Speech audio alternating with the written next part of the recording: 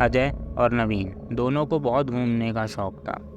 दोनों स्कूल के दोस्त थे। दोनों में दोस्ती भी काफ़ी अच्छी गहरी थी और उनको घूमने का शौक भी था।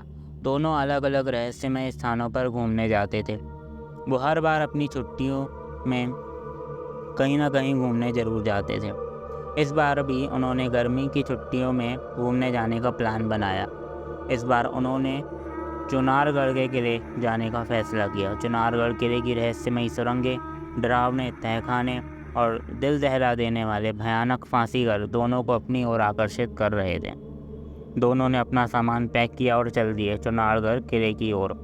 अजय और नवीन दोनों त्रिवेणी एक्सप्रेस में बैठकर चुनारगढ़ किले में पहुंच गए। वहां उन्होंने रुकने के लिए एक होटल बुक किया। अगली सुबह दोनों किला घूमने के लिए निकल गए।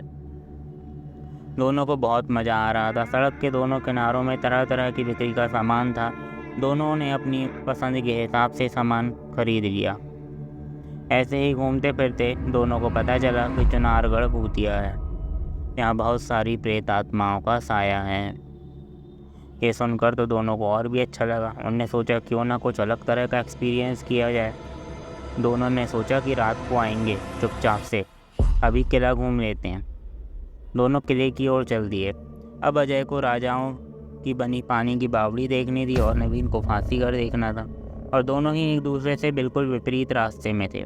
तो दोनों ने सोचा क्यों ना अलग अलग जाया जाए, और दोनों अलग अलग चल दिए। अब शाम के 4 बज चुके थे। अजय किले में पानी की बावड़ी की ओर चला गया और उसे चुनारगढ़ की बावड़ियाँ देखने का बहुत मन था। उसे ये जानना था कि कैसे आज से इतने साल पहले पानी की ज़रूरत को पूरा किया जाता था। इन बावड़ियों की विशेषता यह थी कि इनकी सीढ़ियाँ पानी के काफ़ी अंदर तक बनाई गई थीं, जो देखने में बहुत रहस्यमय और आश्चर्यजनक लगती थीं। अजय अपनी जिज्ञासावश बावड़ी के अंदर पहुंच गया। कुएं के अंदर तक जाती सीढ़ियाँ सचमुच बहुत अनोखी लग रही थीं। अजय कल्पना कर रहा था कि कैसे कोई इस पानी की बावड़ी में सीढ़ियों से अंदर तक उतरकर पानी भरता होगा। जिज्ञासावश अजय भी बावड़ी की सीढ़ियों के सहारे पानी की ओर चल दिया। अजय पानी के काफ़ी नज़दीक पहुंच चुका था। उसने देखा कि दीवार में अजीब सी भाषा में कुछ लिखा हुआ है। वो क्या लिखा है वो तो अजय को समझ नहीं आया, पर उसे लगा कि शायद जब किला बना होगा तभी की कोई भाषा होगी। इतने में अचानक पानी में कुछ अजीब सी हलचल हुई। जब तक अजय को समझ पाता, किसी ने अदृश्य ताकत ने उसका पैर पकड़कर पानी के अंदर खींच लिया। अजय को तैरना नहीं आता था, तो वो मदद के लिए ज़ोर ज़ोर से चीखने लगा, पर इस सुनसान किले में वहाँ सुनने वाला कोई नहीं था। अजय डूबता जा रहा था। अजीब बात यह भी थी कि इतनी भयंकर गर्मी में पानी बर्फ़ से भी ज़्यादा ठंडा था। अजय बस लगातार चीख रहा था। तभी अचानक न जाने क्या हुआ, किसी ने अजय को बाहर की तरफ फेंक दिया। अजय बहुत ज़ोर से गिरा, पर उसे चोट नहीं लगी। वो बहुत डर गया था। इतनी भीषण गर्मी में भी वह ठंड से काँप रहा था। वो तो वहाँ से भागने के लिए जैसे ही उठा, फिर से किसी ने उसका पैर पकड़ लिया और पानी की तरफ खींच लिया।